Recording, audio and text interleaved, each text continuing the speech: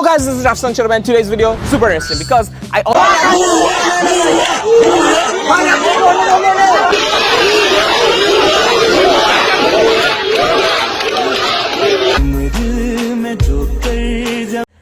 আসসালামু আলাইকুম গাইজ আশা করি আর ইন্টারভিউ দেওয়া লাগতো না আমরা রাফসান তো ছোটো ভাই যে ইন্টারভিউ দিয়েছেন এন্ড সেভ দুলাই খাইছেন দ্যাটস ভেরি নাইস